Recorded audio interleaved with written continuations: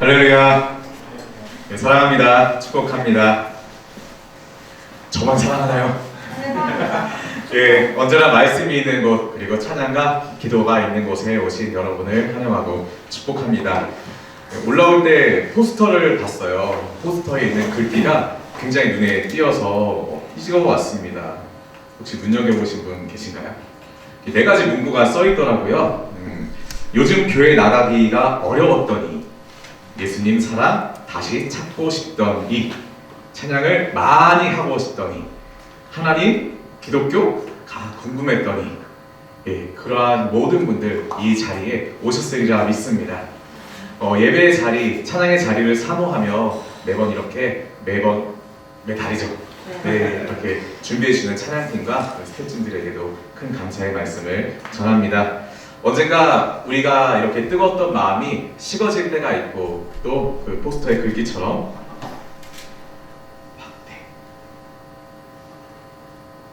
교회 나가기가 어려우실 상황도 아마 있을 거예요. 그리고 예수님 사랑을 다시 찾고 싶은데 한번 어색해지면 좀 돌아가기 힘든 그런 느낌도 아마 있을 것입니다. 찬양을 많이 하고 싶은데 기회가 없어서 그런 자리에 나가기도 어려워질 때가 있을 것 같고요. 계속해서 하나님 기독교 정말 무엇인가 진짜인가 궁금해질 그런 우리 미래도 있을 것입니다. 만약 그럴 때가 온다면 오늘 여러분께서 참여하신 이 자리를 기억하고 하나님의 사랑을 다시 회복하는 그러한 때가 오면 좋겠습니다. 네, 오늘 말씀입니다. 여호수아 3장 11절로 17절 말씀입니다. 네, 저와 여러분이 한 절씩 번갈아 가면서 교독하시겠습니다. 제가 먼저 읽을게요. 보라, 온 땅의 주의 언약궤가 너희 앞에서 요단강을 건너 가나니 이제 이스라엘 지파 중에서 각 지파에 한 사람씩 12명을 택하라. 온 땅의 주 여호와의 궤를 맨 제사장들의 발바닥이 요단물을 밟고 멈추면 요단물 곧 위에서부터 흘러내리던 물이 끊어지고 한 곳에 쌓여 서리라. 백성이 요단을 건너려고 자기들의 장막을 떠날 때 제사장들은 언약궤를 메고 백성 앞에서 나아가니라. 요단이 곡식 거두는 시기에는 항상 언덕에 넘치더라. 궤를 맨 자들이 요단에 이르며 궤를 맨 제사장들의 발이 물가에 잠기자. 곧 위에서부터 흘러내리던 물이 그쳐서 사르단에 가까운 매우 멀리 있는 아람성 그들이 일어나 한 곳에 쌓이고 아라바의 바다 옆으로 향하여 흘러가는 물은 온전히 끊어지며 백성이 여리고 앞에 바로 건널세. 함께 읽겠습니다. 여호와의 언약궤를 맨 제사장들은 요단 가운데 마른 땅에 굳게 섰고 그 모든 백성이 요단을 건너기를 마칠 때까지 모든 이스라엘은 그 마른 땅으로 건너가더라. 아멘. 다시 한번 축복합니다. 성삼위 하나님의 이름으로 이곳에 오신 여러분들 축복하고 우리 서로 축복을 나누기 원해요. 옆에 계신 분들에게 두 손을 이렇게 우리 축복을 전한다는 의미로 이 자리에 오신 당신을 축복합니다. 인사하겠습니다. 이 자리에 오신 당신을 축복합니다. 네, 반대편 사람들에게 또 이 자리에 오신 당신을 축복합니다. 이 자리에 오신 당신을 축복합니다. 아멘. 네, 먼저 오늘 제목을 한번 읽어볼까요? 용기. 한 번만 얘기해주면 됩니다. 네, 감사합니다.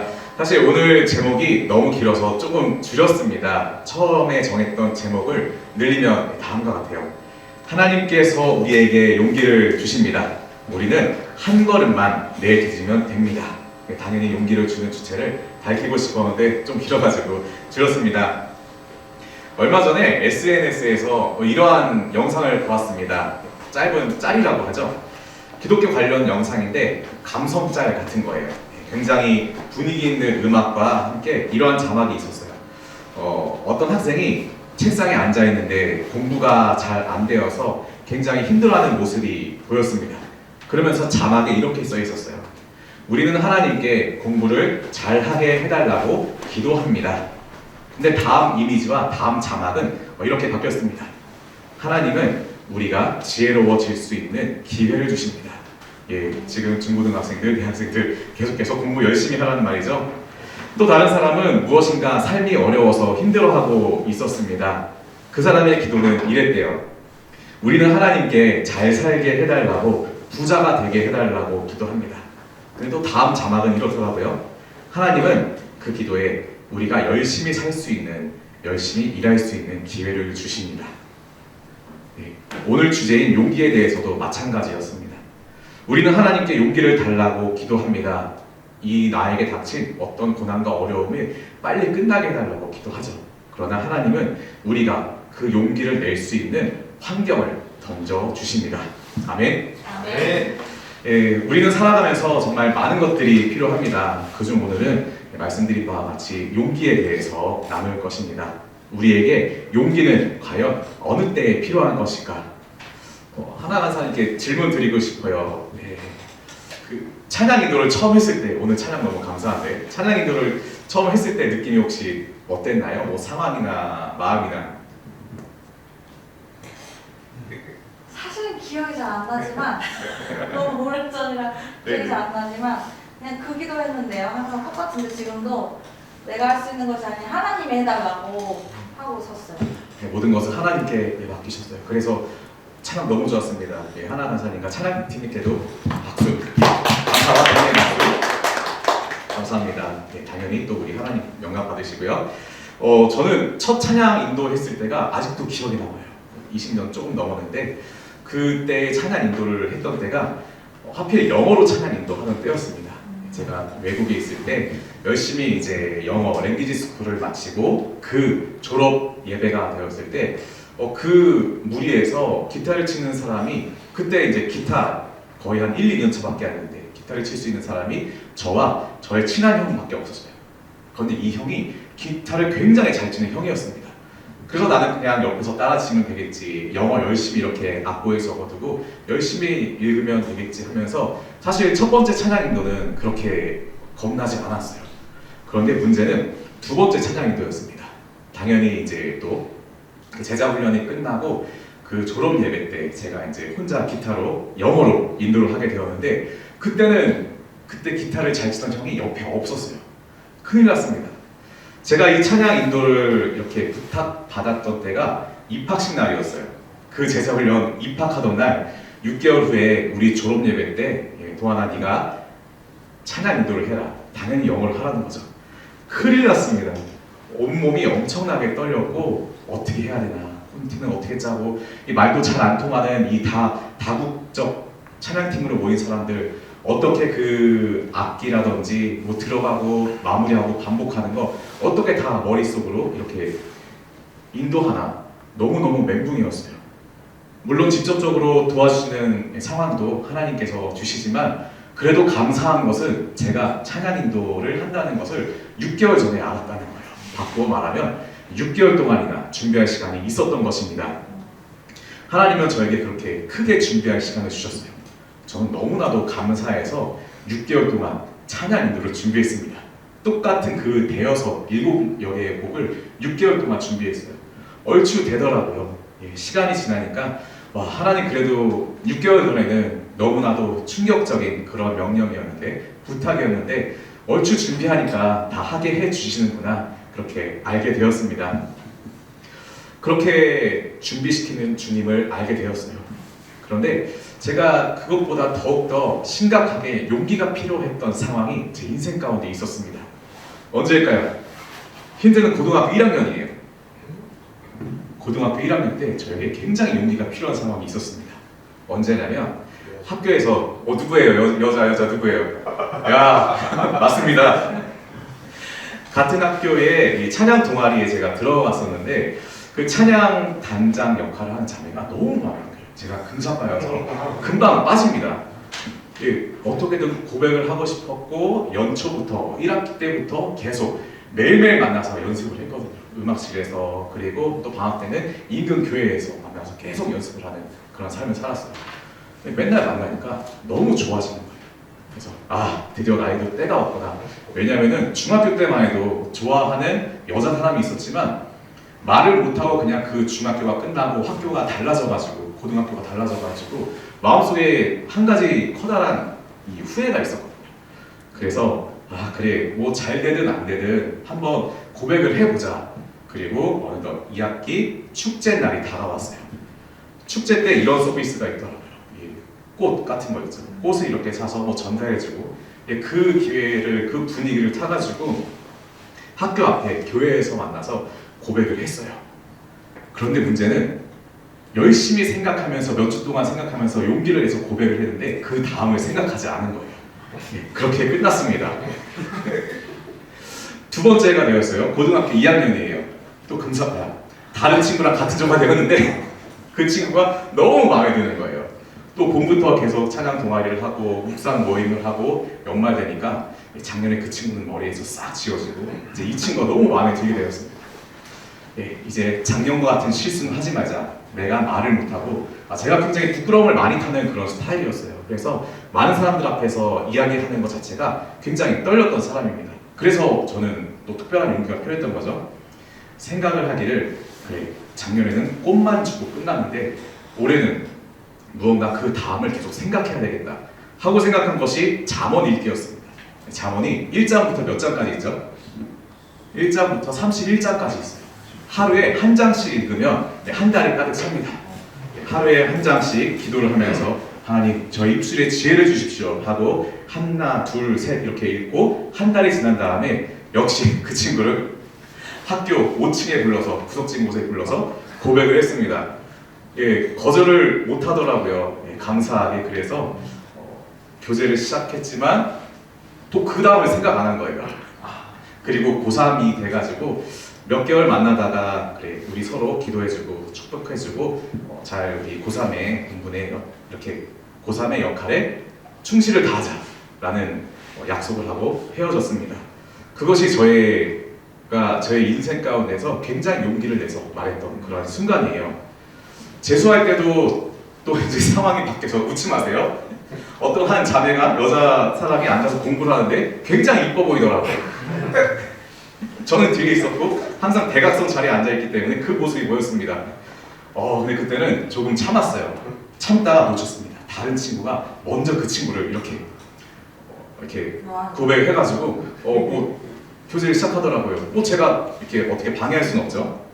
그렇게 저희 10대 후반, 20대가 돌아가다가 나중에 그런 몇 번의 경험들이 쌓여서 지금의 아내를 만나게 해주는 것이 하나님이 그래도 연습해 주신 것이 아닌가. 이 경험을 통해서 사람들에게 말을 하는 것 그리고 누군가에게 내 마음을 솔직히 말하는 것이 전혀 불가능했던 자신 없어 했던 나에게 그 용기라는 그 두려움이라는 것을 극복해준 그런 나의 일대기가 아니었는가.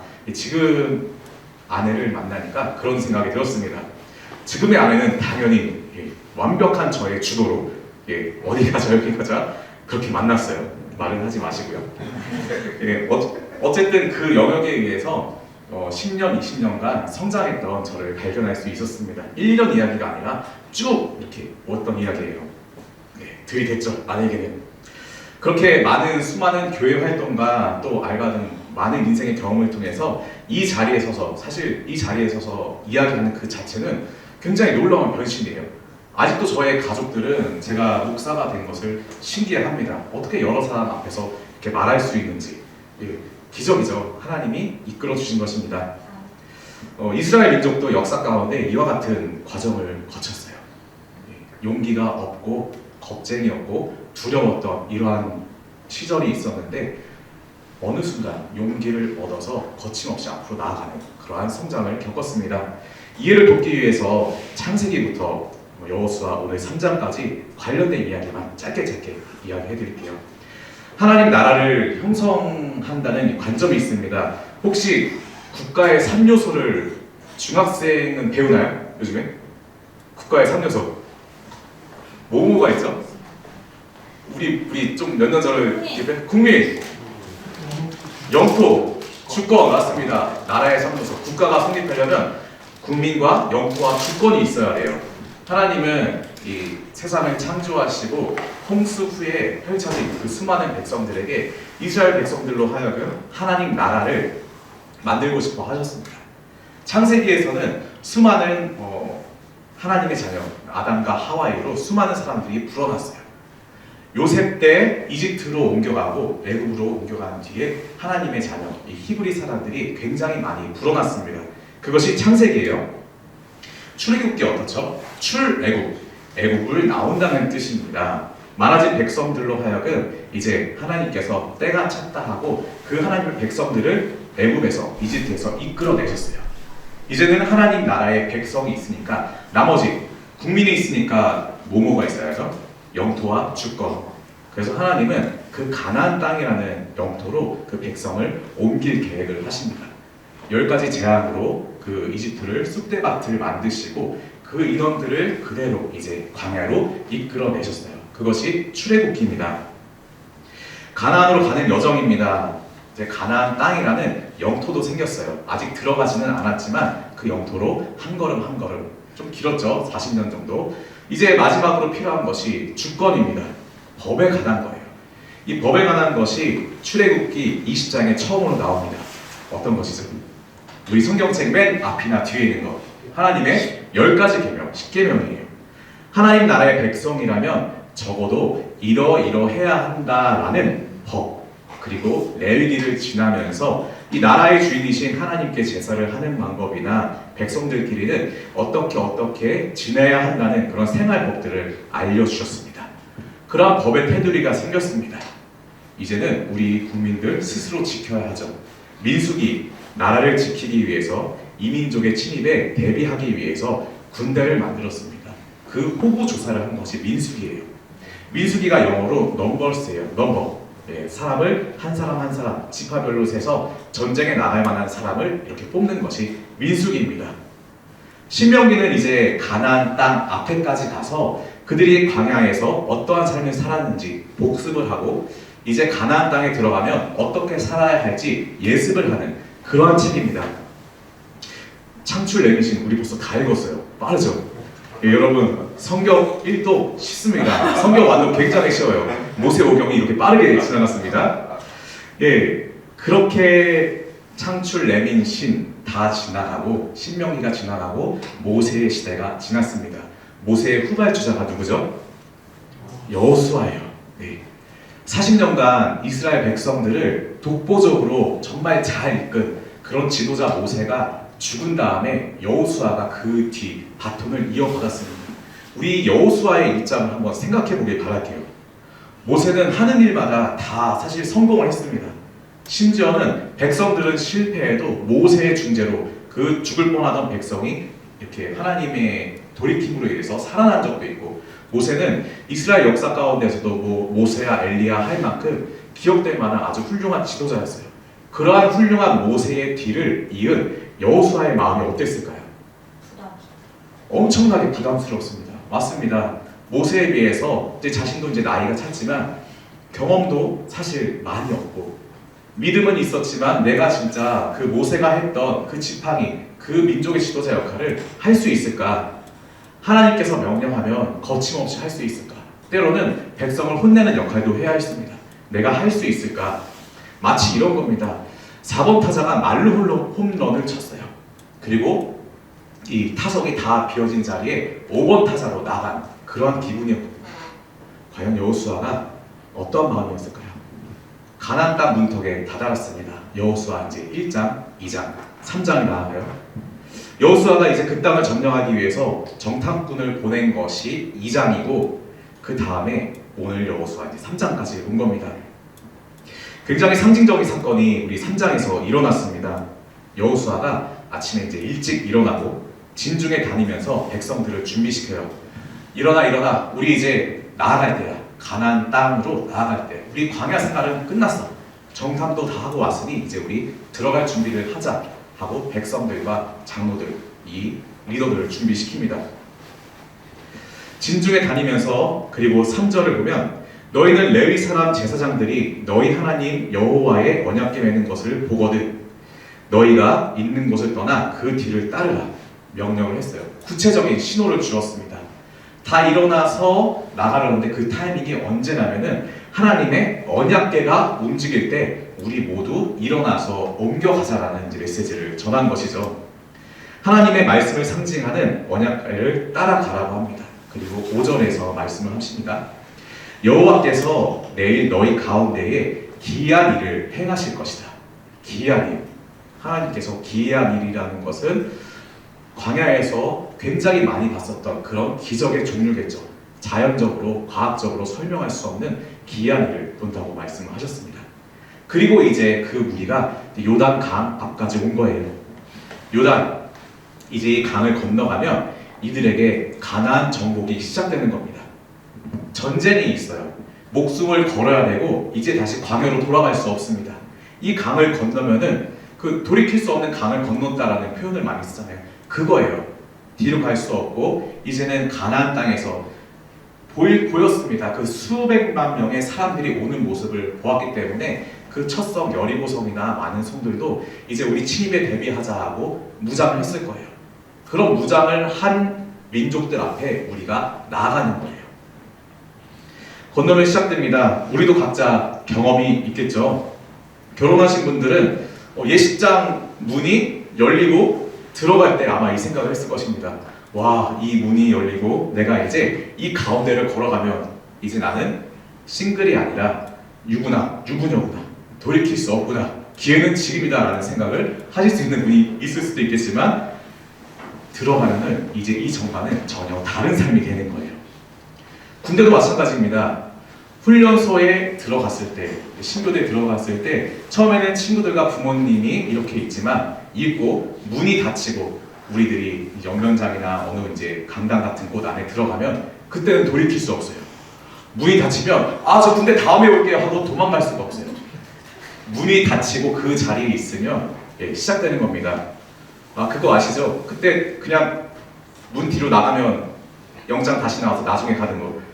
다들 모르더라고요. 제 친구가 한번 군대를 잘못 가봐서 나중에 저도 알았습니다. 어쨌든 문이 닫히면 다른 삶이 시작되는 거예요. 이스라엘 백성도 그 요단강 앞에서 이제 결정을 하는 그런 시간이 온 것이죠. 요단 강이라고도 하는데 시기에 따라 물의 양이 많이 변한다고 합니다. 물의 양이 얼마가 되었든 얼마나 깊든 이 13절을 보면 제사장들의 발바닥이 요단물을 밟고 멈추면 흘러내려가던 물이 끊긴다고 합니다. 물이 이렇게 졸졸졸이든 콸콸콸이든 모르겠지만 발을 담그면은 흐르던 물이 끊긴다고 이렇게 하나님께서 말씀을 하셨습니다. 이 시기는 아마 물이 많았던 시기였습니다. 15절에 보니까 요단이 곡식 거두는 시기에는 항상 언덕에 넘쳤더라고 기록합니다. 제사장들이 한 걸음 한 걸음 나아갔어요. 언약궤를 메고 나아갔습니다. 그리고 제사장들의 발이 물에 잠기자 16절 물이 온전히 끊어졌다고 오늘 말씀을 기록을 합니다. 사랑하는 여러분, 우리 단순히 명령을 잘 듣고 그래서 요단강을 잘 건넜다 라고 우리가 이런 역사 가운데 있었던 이야기구나 라고 지나갈 수도 있습니다. 물론 그 이전에도 더 크나큰 기적이 있었어요. 물을 건널 때 어떤 때죠? 애국에서 막 나왔을 때 무려 홍해라는 강이 아니라 홍해라는 바다를 하나님께서 갈라주시고 그 앞을 건너간 그들의 기억이 있거든요. 부모 세대의 기억이 있거든요. 매우 달라요. 살기 위해서는 이제 건너야 하는 그러한 홍해, 그리고 목숨을 걸고 전쟁에 나아가야 하는 그 요단강. 똑같이 물을 건넜지만 조금 이제 분위기가 다르죠. 홍해 때처럼 하나님이 물을 막아주시지 않았습니다. 우리 두 가지 물을 건넌 사건을 잠시 비교를 해볼게요. 출애굽 사건 때는 어땠나요? 홍해 앞에서 하나님께서 어떤 식으로 이스라엘 자손들에게 기적을 보여주실지 하나님이 말씀하시지 않으셨습니다. 그저 홍해가 있고 백성들은 홍해 앞에서 어떻게 할지 망설이고 있는데 뒤에는 이집트의 군대들이 말 병거를 타고 그들을 죽이려고 달려오고 있었습니다. 병거를 타고 달려오니까 사막의 모래 그런 바람 때문에 보였을 거예요. 멀리서 오는 모습이 보였을 것입니다. 그리고 함성 소리도 들렸겠죠. 그런데 앞으로 나아갈 데가 없어. 백성들은 뭐 원방을 했다고 하고 울부짖었다고도 합니다. 그 백성들 중에서는 내가 그냥 뒤로 돌아가서 잘못했다고 하면 모세가 나를 그냥 이끌어냈다고 그 용서를 빌면 용서해주고 다시 살 수도 있을 거야 라는 생각을 한 사람도 있었을 거예요. 그런데 모세가 하루 종일 기도를 하고 하나님이 밤새도록 동풍을 불어주시니까 그 물이 갈라진 겁니다. 물이 갈라질 때까지 이스라엘 백성들은 하나님께서 어떤 식으로 그들을 도와줄지 몰랐어요. 갈라지니까 우와 하면서 건너갔던 거죠. 그렇게 그들은 생명을 건넜습니다. 그런데 요단강은 달랐어요. 요단강은 하나님께서 이제 너희는 이 요단을 건너서 진격하라. 가나안 족속들을 멸하고 도륙하고 그 땅을 너희가 차지해라. 명령을 했었던 거거든요. 그들은 공동체로 움직이지만 선택을 할 수 있었어요. 아, 나 싸움 싫어. 가면 죽을지도 몰라. 다시 돌아갈래. 선택할 수도 있었지만 어쨌든 나가야 하는 상황이었기 때문에 하나님께서 이 물을 또 갈라주실까? 어떻게 지나가야 하나? 그렇게 고민을 한 사람도 있을 것입니다. 제사장들은 이미 명령을 들었습니다. 발을 담그면 물이 끊어질 것이다. 그런데 사람의 상식으로는 이래요. 여기를 어떻게 건너가? 하나님께서 물을 갈라주셔야 우리가 건너가지. 우리 부모님도 그렇게 그 마른 땅을 걸어가는데 우리도 마음속에 그렇습니다. 어떤 해할 일이 있을 때, 두려운 일이 있을 때 하나님이 이 정도는 해주셔야 제가 할 수 있을 것 같아요. 어떻게 하나님 도움 없이 제가 할 수 있겠습니까? 저도 많이 그렇거든요. 그것이 우리 인생입니다. 한치 앞을 보지 못하는 우리의 인생이고 연약한 사람이기 때문에 그래요. 그런데 놀랍게도 하나님은 이것을 보고 싶어 한 것입니다. 콸콸콸 무르던 물이었어요. 멈추지도 않았는데 제사장들이 그 요단강에 한 발을 내디디니까 발을 담그니까 그때 물이 멈췄습니다. 할렐루야! 아멘. 할렐루야! 아멘. 예, 달랐던 것이 이것이에요. 왜냐하면 그 이스라엘 자손들은 성장했기 때문입니다. 출애굽 때는 이스라엘 백성은 아기와 같다는 그런 표현이 있어요. 하나도 성장하지 않았고 그들에게 젖을 먹였다고 하나님께서 이렇게 말씀하셨습니다. 그런데 광야라는 그 40년이라는 혹독한 세월을 거쳐서 그들이 성장했기 때문에 이제 하나님은 일일이 강을 갈라주지 않아도 너희가 걸어갈 수 있을 것이다 라는 믿음이 있으셨고 그것을 보기 원하셨던 거예요. 왜냐? 성장했기 때문입니다. 이스라엘 백성이 어떻게 성장했을까요? 그 성장의 가운데는 무엇이 있었을까요? 광야에 있었을 때 몇 가지 사건을 떠올려 볼게요. 그들이 광야에 가다가 가장 먼저 떨어진 것이 있습니다. 무엇이죠? 음식, 네, 먹는 것, 마시는 것이에요. 그들이 마시는 것이 없었을 때 불평을 했습니다. 그런데 하나님께서 모세로 하여금 기도하게 하셔서 반석에서 물이 흘러나오게 하고 여기저기서 그런 공급이 있었죠. 먹을 것이 떨어졌어요. 하나님께서 무엇을 내려주셨죠? 만나와 메추라기를 내려주셨습니다. 그때는 아무리 울부짖어도 하나님께서 그래 배고프구나 만나 메추라기 내려주시고 목마르다 울부짖었을 때 하나님 목마르지 반석에서 물을 이렇게 내주셨습니다. 그리고 언약 시내산 앞에서 언약을 받고 다시 이제 가나안 땅을 향해 나아갈 그 시점이었어요. 성경에 보면 이 사건이 똑같이 일어납니다. 시내산에서 언약을 받은 다음에도 백성들이 목이 말라서 물을 달라고 울부짖었고요. 배고파서 만나와 메추리를 달라고 울부짖었어요. 그런데 그 말씀을 기점으로 하나님과 언약 백성, 언약을 맺은 그 사건을 중심으로 하나님의 반응은 달라집니다. 하나님께서 구하니까, 백성들이 구하니까 물도 똑같이 주시고 메추라기도 똑같이 주셨어요. 그런데 이 뒤쪽에서 주신 반응은 조금 달랐습니다. 내가 주기는 줄 건데 너희들이 그 메추라기 고기를 먹을 때 그 고기가 이 사이에 낄 만큼 그렇게 질리도록 주겠다. 하나님이 이런 말씀을 하셨습니다. 왜 그랬을까요? 어렸을 때는 오냐오냐 하면서 다 들어주는 게 부모의 마음이에요. 그런데 어느 정도 자랐을 때도 똑같이 우리가 반응한다면 부모의 마음이 어떨까요? 제가 어렸을 때 일입니다. 어렸을 때 제 아이가 한 4살 정도 때 일이에요. 부모님 댁에 놀러 가서 아이가 이제 피아노 치는 거 소리가 나니까 되게 신기해하고 재밌어 했어요. 그래서 이렇게 놀다가 의자 위에 올라가가지고 건반 위에서 쿵쾅쿵쾅 뛰는데 우리 어머니가 그걸 보고 야, 발로도 피아노 치네? 굉장히 재밌어 하더라고요. 저는 그 모습을 보고 깜짝 놀랐습니다. 저는 그러지 않았거든요. 제가 어렸을 때는 저희 어머니께서 피아노 선생님이었어요. 전공을 하셔가지고. 그런데 그 피아노 치는 선생님들이 가끔 이런 표현을 씁니다. 손에 달걀을 지은 것처럼 동그랗게 치고 이렇게 쳐야 된다고. 그걸 안 하면은 옆에서 그냥 볼펜으로 내 손등을 빡빡빡 이렇게 때리는 거예요. 저는 그게 너무 싫어가지고 우리 어머니께서 피아노를 가져올 때마다 도망갔어요. 그렇게 엄격하게 관리를 해주시는 어머니인데, 와, 손자가 피아노 위에 올라가니까 너무 귀엽다고 박수를 치는 거야. 이럴 수가 있습니까? 근데 그게 어떻게 보면 그 한 사람이 성숙해서 마음의 여유가 넓어져서 보인 반응 같습니다. 제가 어렸을 때는 지금의 그때 어머니의 나이가 지금 저보다 더 젊어요.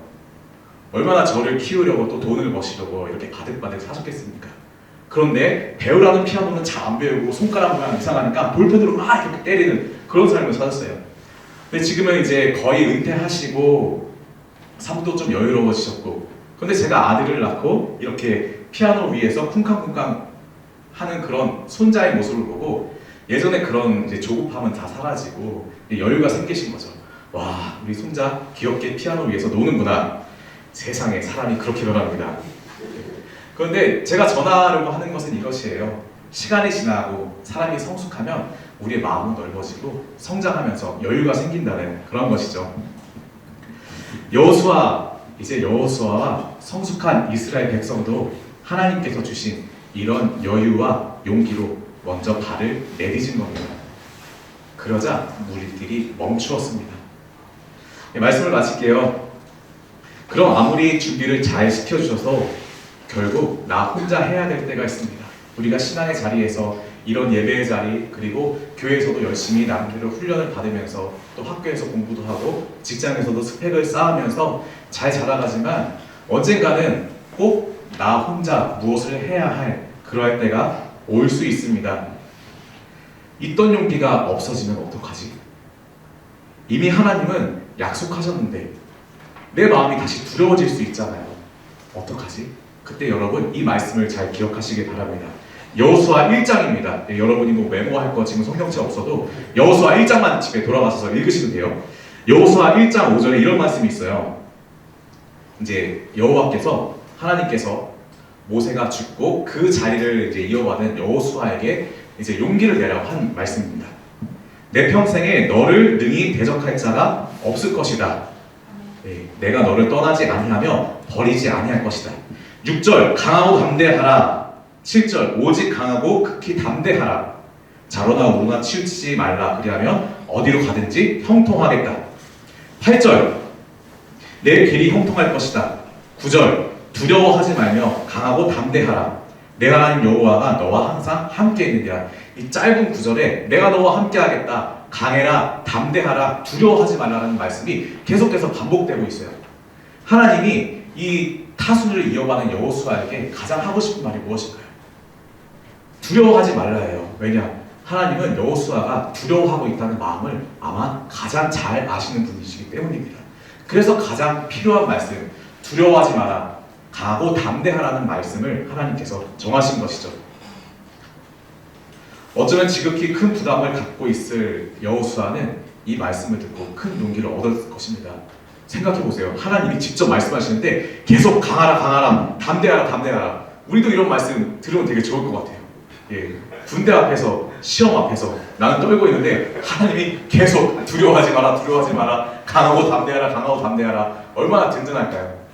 그런데 그거보다 더 많은 말씀을 이미 이 성경을 통해서, 성경 66권을 통해서 우리에게 남겨주셨습니다. 이러한 메시지, 이런 오늘날 구원의 여정에 있는 저와 여러분에게 무엇인가 세상과는 다른, 그런 친구들과는 다른, 믿지 않는 가족들과는 다른 이런 신앙적인 결단을 해야 할 우리 각자에게 주시는 하나님의 음성을 읽고 들으시는 저와 여러분이 되기를 바랍니다. 우리 한번 따라해보면서 마칠게요. 하나님께서 우리에게 용기를 주십니다. 이어서 할게요. 하나님께서 우리에게 용기를 주십니다. 하나님께서 우리에게 용기를 주십니다. 우리는 한 걸음만